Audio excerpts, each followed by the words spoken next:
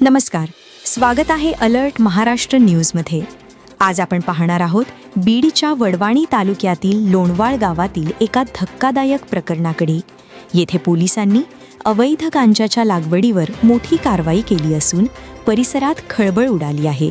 या कारवाईत सुमारे 22 किलो हिरवा गांजा जप्त करण्यात आला आहे आणि या प्रकरणात शेतजमिनीची मालक आशाबाई औदुंबर शेंगारे यांना ताब्यात घेतले आहे। पोलिसांनी मिळालेल्या गोपनीय माहितीनुसार बुधवारी सहाय्यक पोलीस अधीक्षक वर्षा घागडे यांच्या नेतृत्वाखाली पथकाने लोणवाळ येथील शेतावर छापा टाकला। यावेळी शेतामध्ये बेकायदेशीररित्या गांजाची लागवड करत असल्याचे उघड झाले। पोलिसांनी तत्काळ कारवाई केली आणि 21.960 किलो हिरवा गांजा जप्त केला। या गांजाची अंदाजी किंमत बाजारभावानुसार 5.49 लाख रुपये आहे। या कारवाईत पोलीस अधीक्षक नवनीत कनवट, अतिरिक्त पोलीस अधीक्षक चेतना तिडके आणि पोलीस उपनिरीक्षक श्याम गायकवाड यांच्या पथकाने सहभाग घेतला।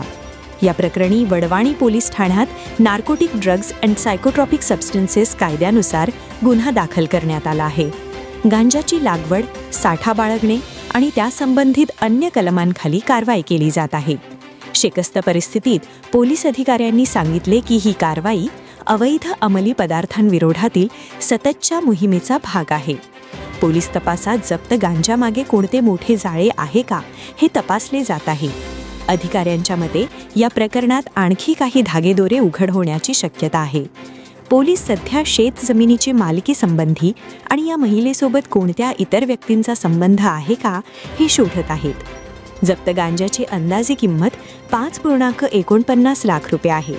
बाजारात अशा अवैध पदार्थांचे मोठ्या प्रमाणात व्यापारी बळवले जात असल्याचे पोलिसांनी सांगितले।